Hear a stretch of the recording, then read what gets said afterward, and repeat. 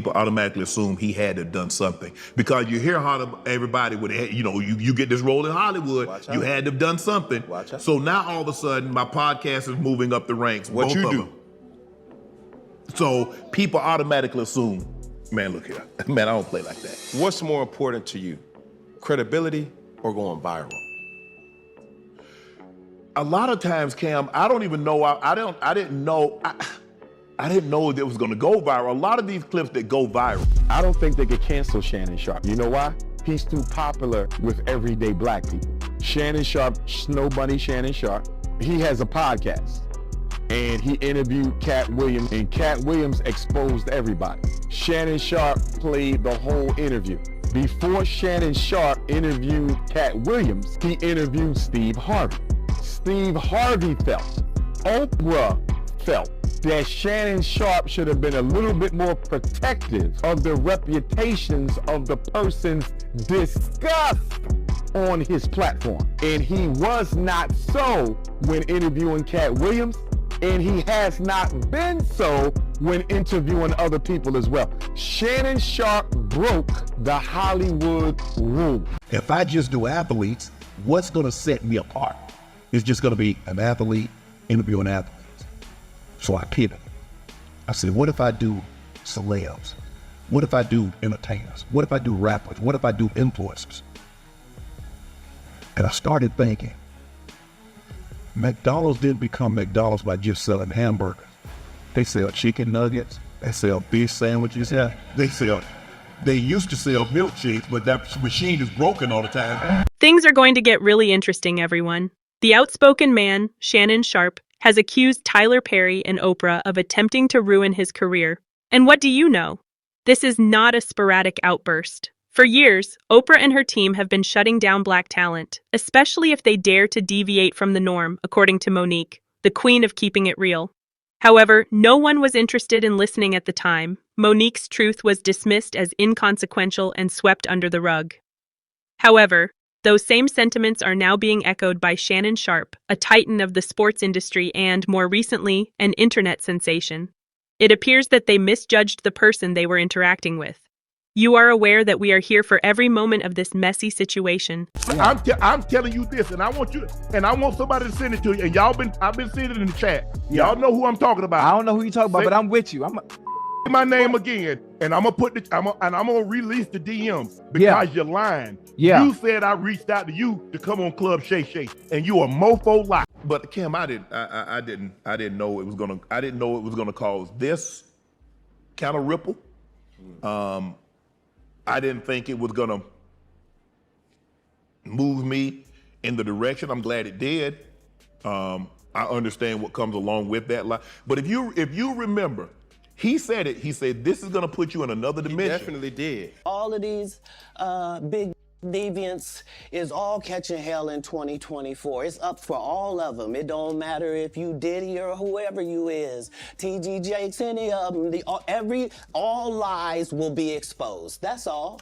And anyone who takes that the wrong way know why they take it the wrong way. Cat, and I look at my producer, and he's shaking his head. I'm like, oh man, we done messed up. So I'm like, what did I say? Yeah. Did I say something? Did he? He like, this is gonna be the talk of 24. No way. I'm like, you think so? He's like, Shannon. And he's looking at me just like I'm looking at you, Cam. He's like, Shannon, this is gonna be viral for the whole year. I said, come on, man. But hold on, what actually took place? Shannon Sharpe had this thing going on, you see. These well-known people would appear on his show and talk. Really talk. Real, grounded conversations rather than just the typical PR-approved spiel. Even if you were a huge celebrity, Shannon had a way of making you feel like you were just talking to a friend. People adored it.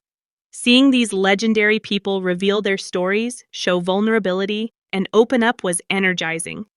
For a while, everyone was winning and there were positive vibes and stimulating conversations. Other famous people adored it as well. This is what we're trying to accomplish, and this is showing the negative side of this other society, and this is our hero. It's our hero who's going to go do America's bidding and go over there, and you're like, okay.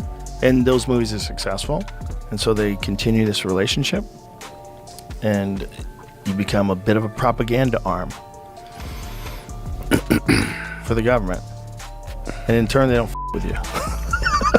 So I started to see, I said, okay, if he has a following or she has a following, yeah, they come on my podcast, now that's a different set of eyes.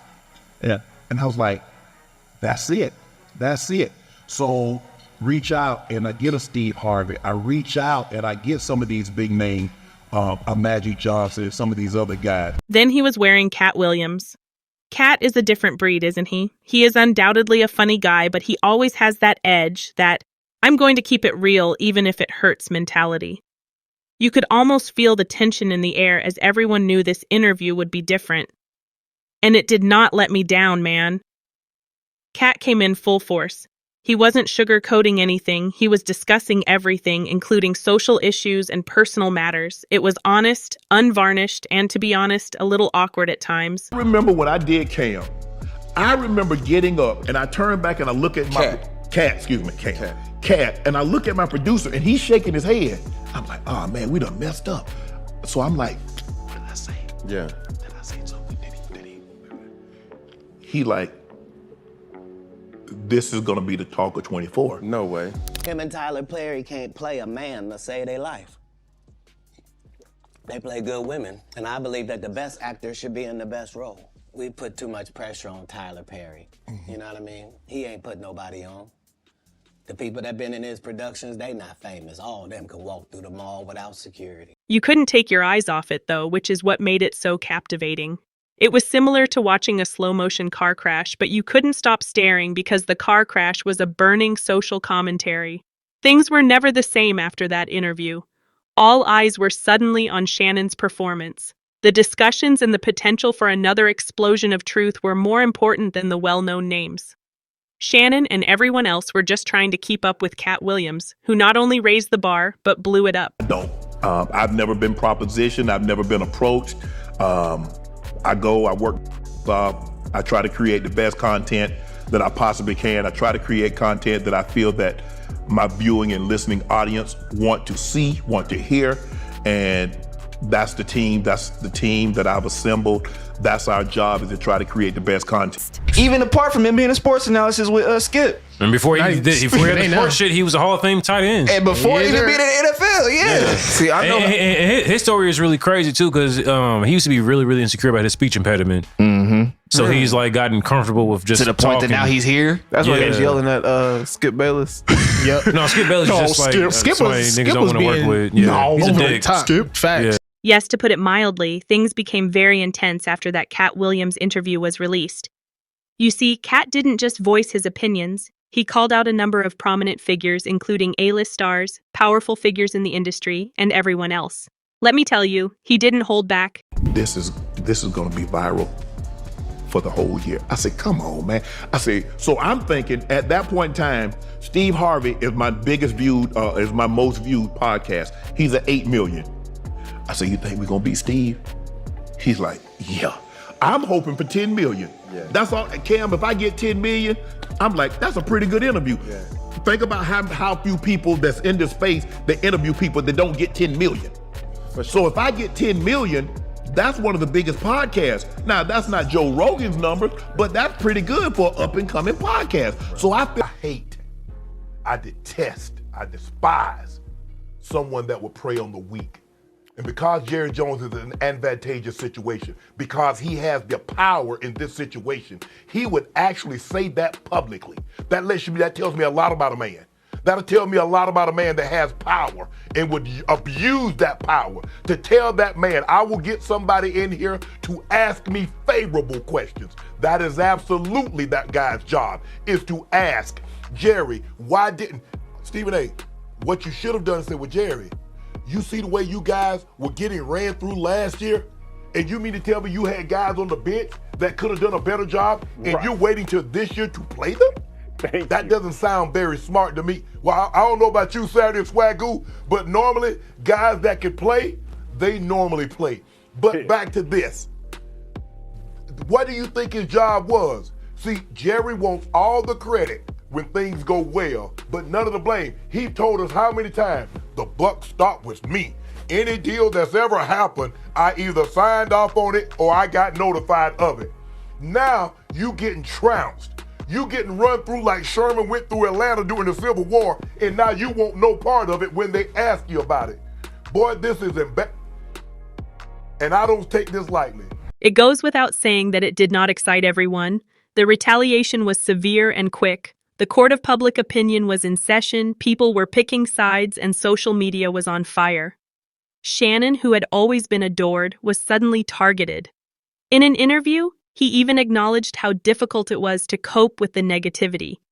He was aware that the Kat interview would generate controversy, but he didn't believe anyone anticipated it would become so widespread.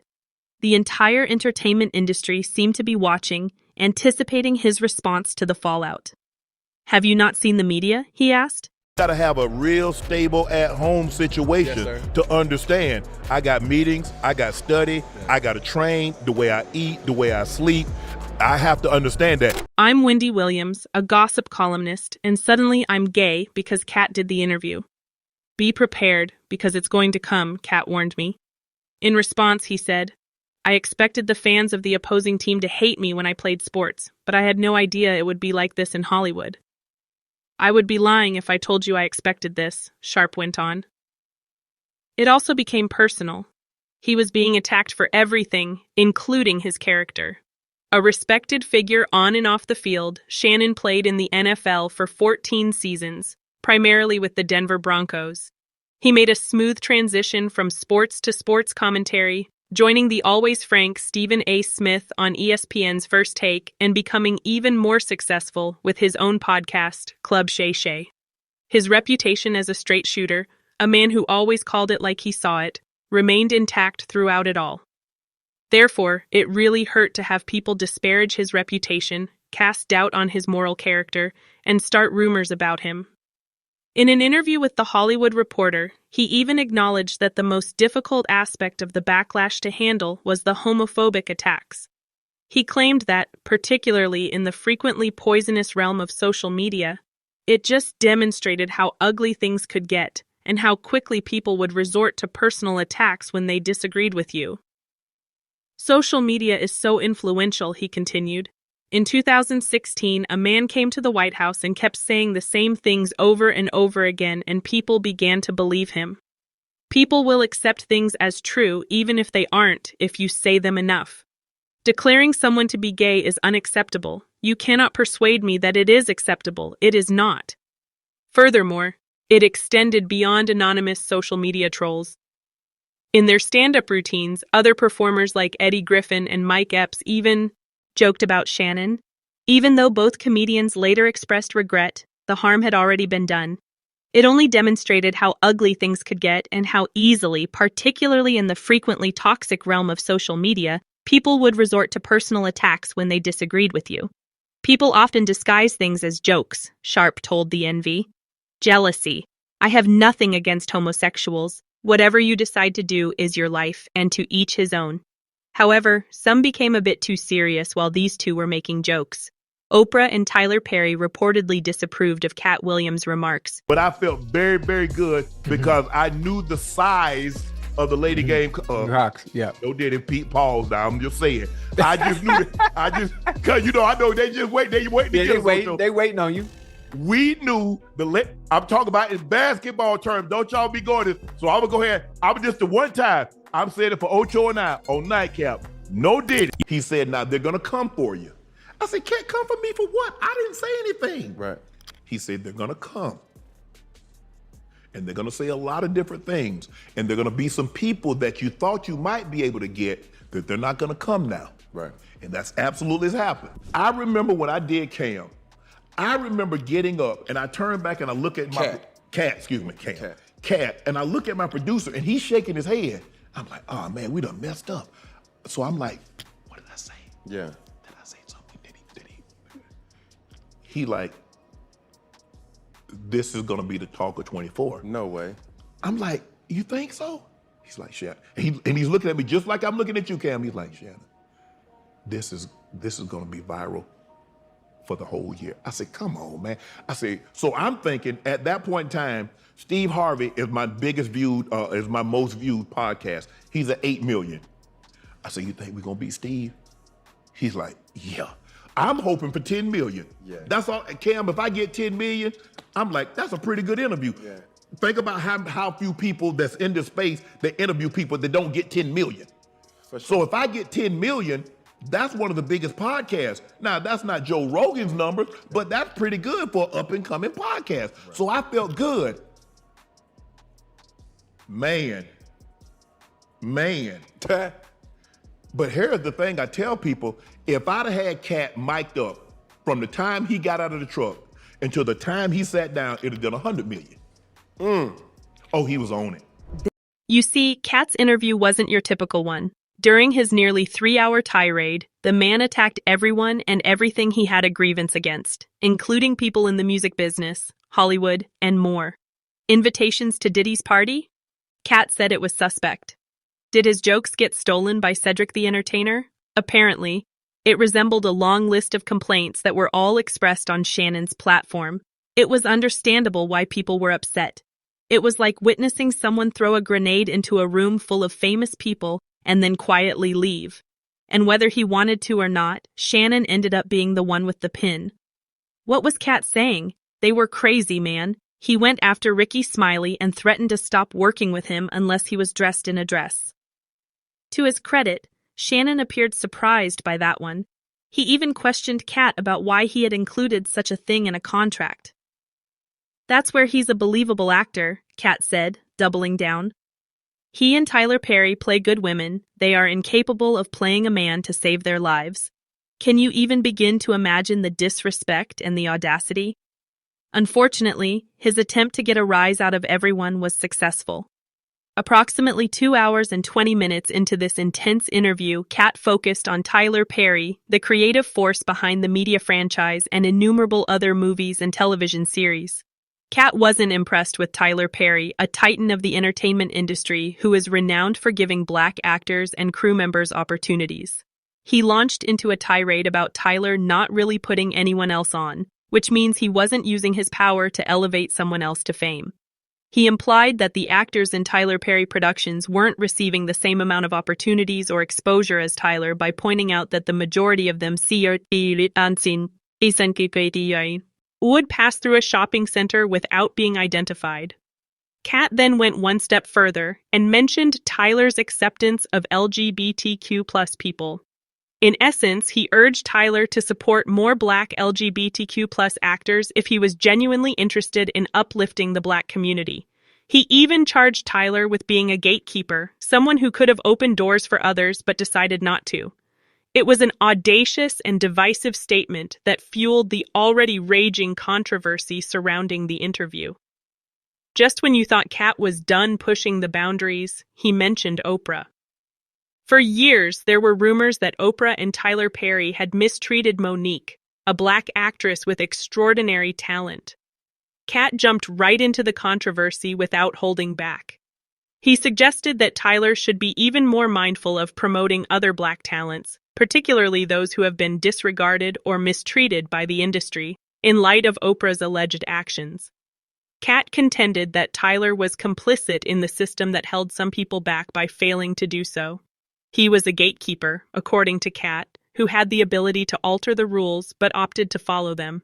It was a daring charge that linked a number of well-known scandals and placed Tyler Perry at their core.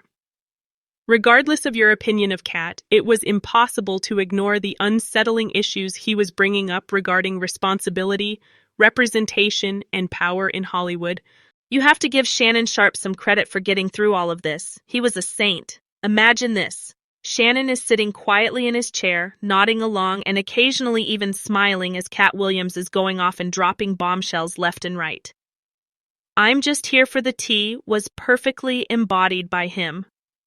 He was aware that he had a live wire in Cat because he didn't hesitate to voice his opinions, regardless of the repercussions.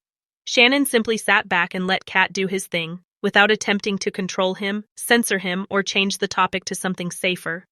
He was the quintessential hype man, establishing an environment in which Cat felt free to let loose, even if it meant upsetting some extremely influential people.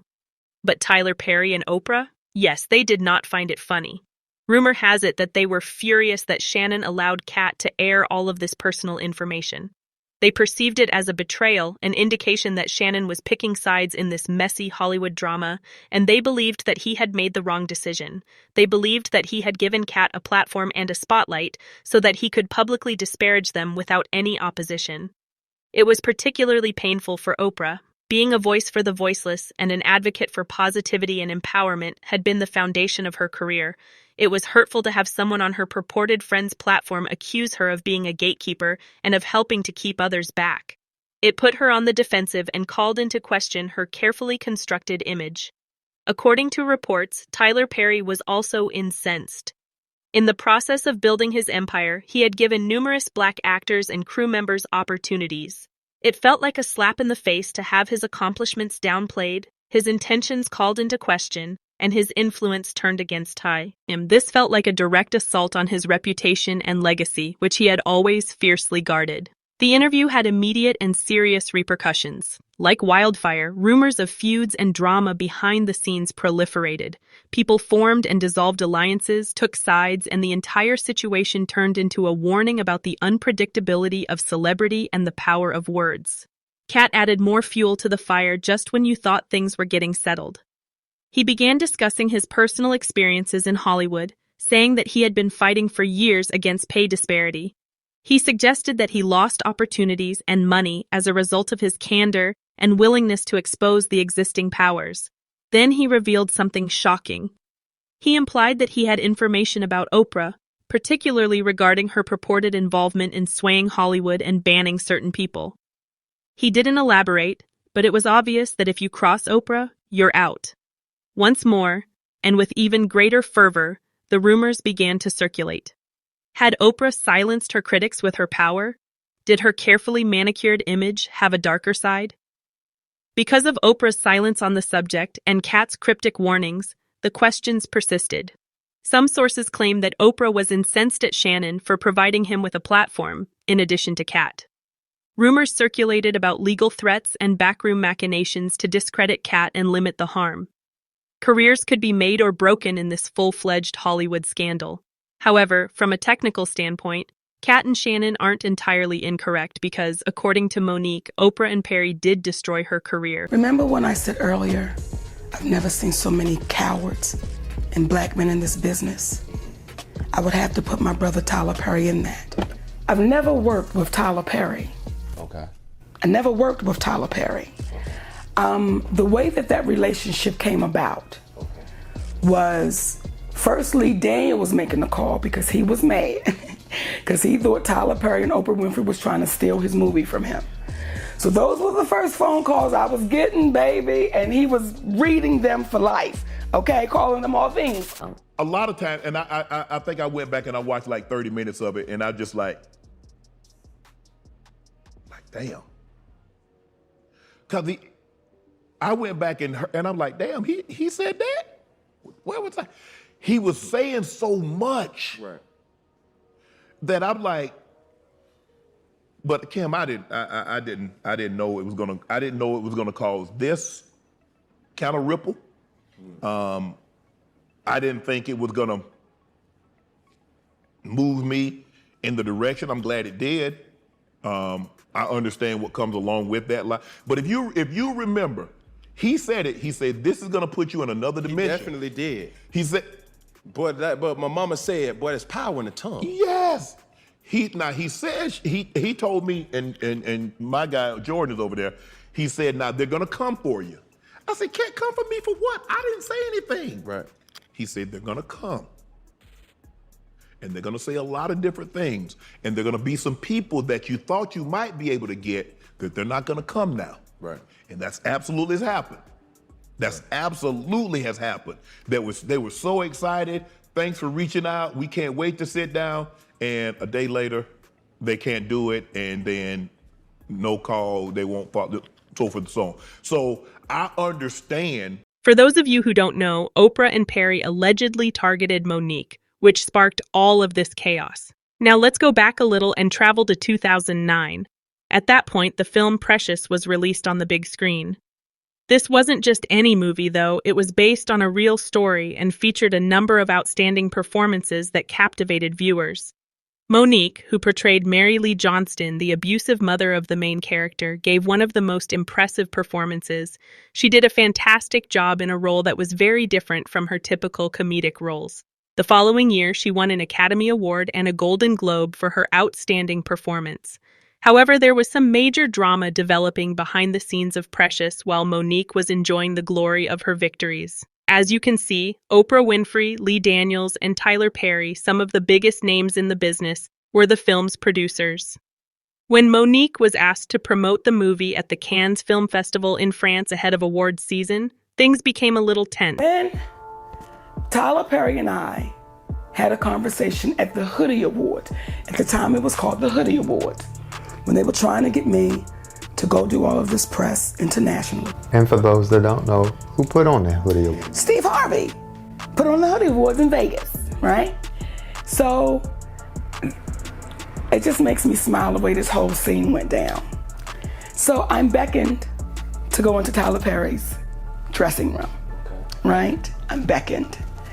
So I go into Tyler Perry's dressing room, and there are about maybe 25 people on Tyler Perry's team. And he does this. Like that. Okay. And everyone leaves.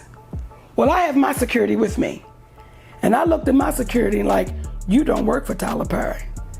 So my security stayed in the room. So Tyler Perry says to me, listen, you may really want to consider promoting this film.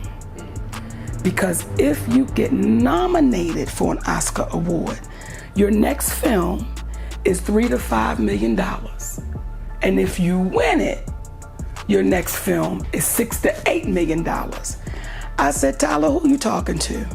I'm a black woman. Where do they pay those type of salaries, brother? I said, what I cannot do, Tyler, is work for free. I've done what I was supposed to do. I cannot go overseas and do this for free, Tyler. So then he goes on about his spiel, you know. I said, well, listen, you can write me the check for me to go overseas. I don't care where the money comes from, but I'm not gonna do it for free. He says, well, I don't believe in giving money away for free. I said, I don't believe in working for free, so we're on the same page. I said, Oprah, I have a husband. I have babies. I'm doing a comedy tour, and I'm doing a talk show. I'm going to make the most of my brief period of free time. I am therefore not going anywhere because I am under no obligation to do so. I've done my share, she said to The Hollywood Reporter. However, this is where things started to change. According to Monique, she was barred from the industry shortly after the Cannes incident. She feels that her career was severely harmed by being called a difficult person to work with. Years later, Monique is still calling for justice. She demands that Tyler Perry and Oprah issue a public apology. You may be wondering why now. Here's the thing. Monique says that Oprah and Tyler Perry haven't publicly apologized for their roles in her career's demise, but Lee Daniels has. She claims that they have not spoken out and have refused to take responsibility for the entire situation. Therefore, Monique is demanding accountability rather than merely an apology. I won't be silenced. I won't be pushed aside, she seems to be saying as she stands up. To be honest, we're not shocked, because Monique has a reputation for voicing her opinions. Let's now discuss the conflict between Monique and Oprah. It seems that after Oprah invited Monique's family to appear on her talk show, things became even worse. They were present to talk about Monique's childhood suffering, a very private subject that was made public. This didn't exactly excite Monique. Their ongoing feud was fueled by the statement, "It felt like a private matter was being turned into a public spectacle."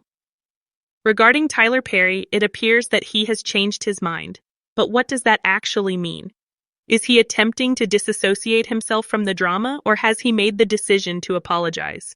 In 2022, Monique made a shocking revelation in an interview with T.S. Madison. She revealed that Tyler Perry had consented to apologize to the media and make amends. The worst part, though, is that Monique claims he broke his word. But hold on, there's more. Monique says she has a recording of their conversation to support her claims. Yes, She claims to have evidence that Perry agreed to acknowledge his wrongdoings. In other words, this drama has become much more captivating. We're all waiting to see what happens after Monique seems to have revealed her secret weapon. Will Perry remain silent, or will he eventually acknowledge his wrongdoings? Let me explain the audio in more detail before you ask any more questions. According to reports, Monique leaked the audio during this very show, which is why Perry and Oprah are attempting to have Shannon canceled and his show shut down. They talked about a lot of things, including how Tyler Perry allegedly got her banned from Hollywood.